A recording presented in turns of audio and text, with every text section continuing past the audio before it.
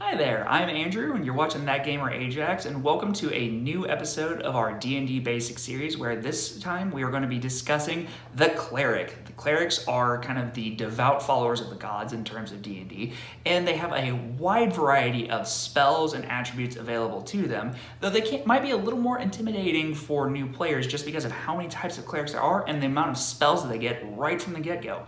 Let's go ahead and jump into one of my personal favorite classes because of its roleplay strengths. Right out of the gate, Clerics are one of the tankier of the magical focused classes. You get a d8 of health per level, which means that you're going to have a little bit more health than, say, a wizard, a sorcerer, or a warlock, and you also have access to martial weapons and armor, meaning that you can go up to, for the most part, medium armor. Some Clerics actually have access to heavy armor, though you have to really focus on that kind of Cleric if that's what you want to play.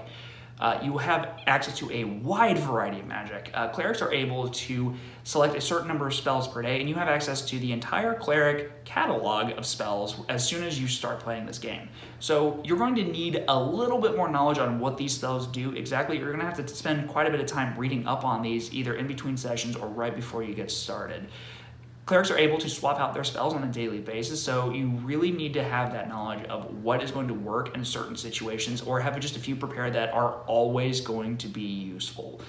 Clerics are largely seen as a healer class, though the wide variety of them now makes it so you don't necessarily have to be focusing on healing, though they do have access to a lot of great healing in the game, and I know that it has definitely saved parties that I've been in on multiple occasions. Clerics also have a lot of roleplay strength just because you more or less are a very devout follower of a god. You have creeds that you follow, and you get to believe in them, which leads to some really awesome interactions between yourself and your DM and your party. If, say, your rogue is doing something that your god wouldn't appreciate, this might be the good chance to give them a little slap on the wrist and try to maybe persuade them to follow your beliefs. You never know what's going to happen. Clerics also have access to weapons that some of the other magical classes don't. This is one of those classes that if you want to be in the thick of a fight, you're more than capable of doing so.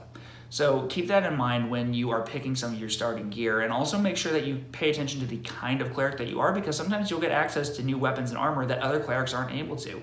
The War Cleric, as one example, is actually able to use all kinds of martial weapons rather than just the couple of bludgeoning weapons that you start with. And you also have access to heavy armor, so you never know what you're going to get unless you really look over all these details. Now, for some overall weaknesses of the Cleric, as I mentioned before, this is a class that you need to have a decent amount of knowledge. So I would not recommend this if you are a new player, but if you've played one or two classes before or tried something out, this would be a fantastic class for you to start looking into. If you really want to start embracing magic, because of the amount of versatility that you get, you can change your spells out on a daily basis, at least in game time.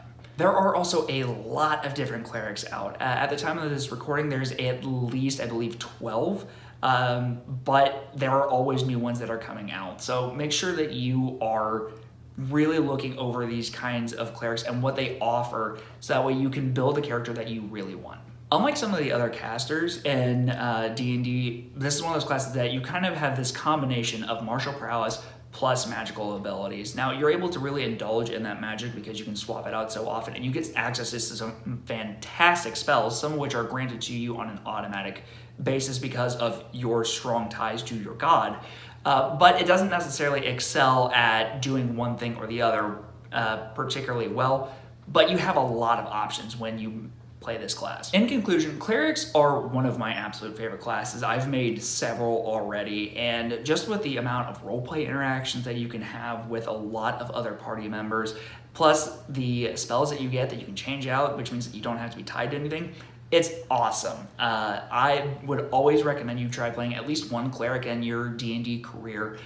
But if, magic's not your thing, that's perfectly okay too.